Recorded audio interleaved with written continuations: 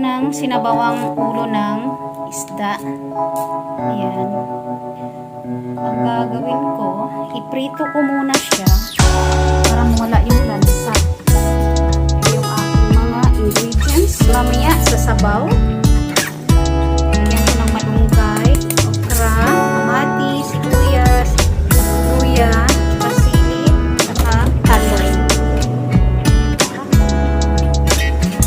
Iprito natin para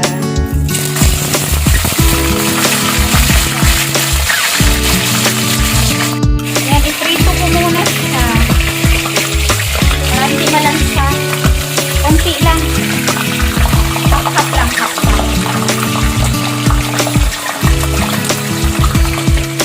Kasi lalagyan ko siya ng sabaw guys, malunggay. Ito, okra, kamatis, sili, luya, saka sibuyas. Lagyan ko siya ng talong.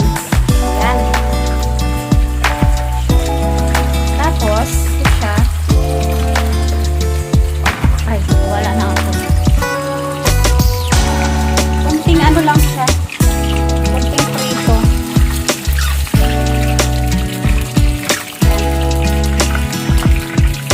Yan lang siya.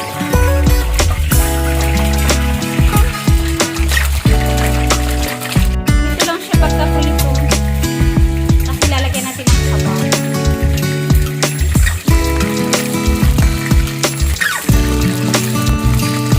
Hap-hap lang. Hap-hap na pagka-prito.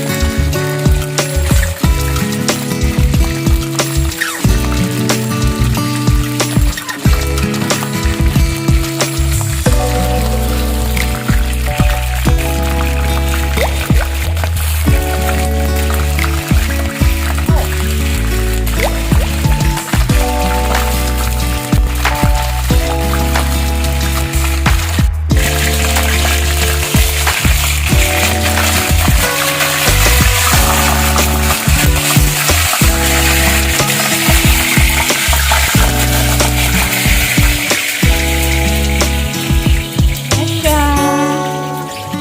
Tapos, magpainit tayo ng tubig. Guys, nagpakulo ako ng tubig para ilagay natin yung ating mga ingredients. Hindi pa siya kulo. Tayo natin kumulo.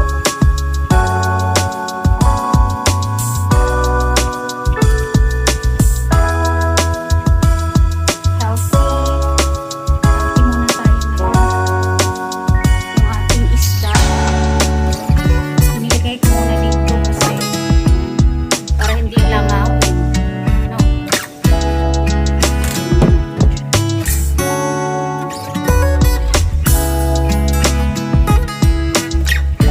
Dali-dali ako kasi darating yung maggugupit sa aking alagang chichu.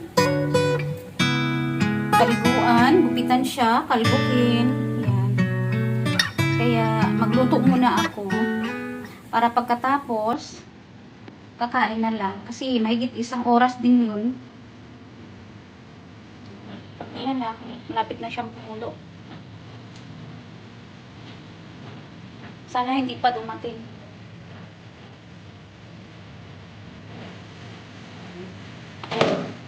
Dali. Lagay mo na natin yung aking kamatis. Ayan.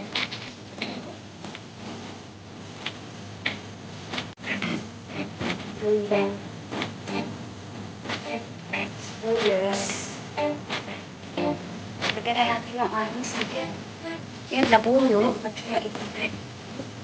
Okay. Dali lang na lang siya. Iwan mo lang natin. Para ilagay natin yung ating latte.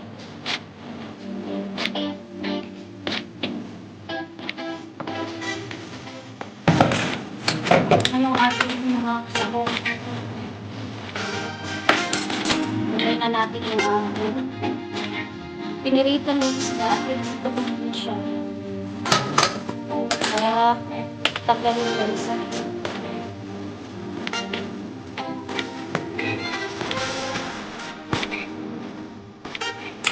Bukan natin tayo ulit.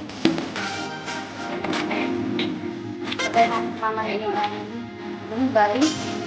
Tayo ng obra.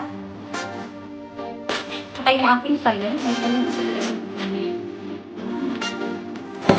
Ay, mating na ata yung ano. Ayan. Sabay na natin yung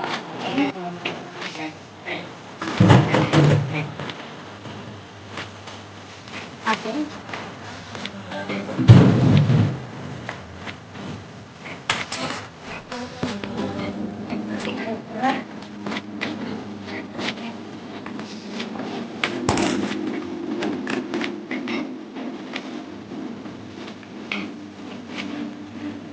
Natin pag-mixing.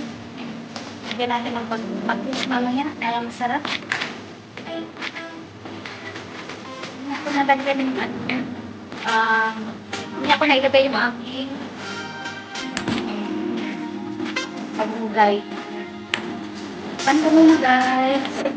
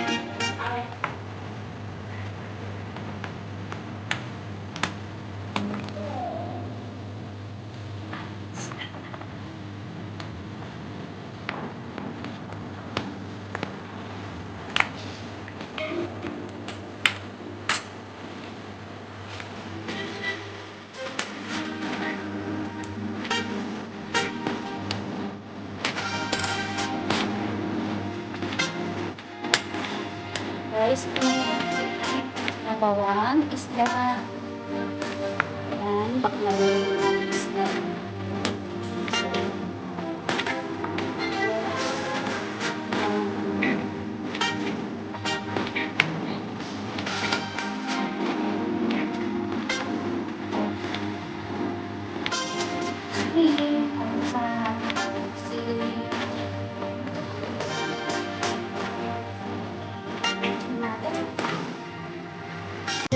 Oh. Let's, yeah.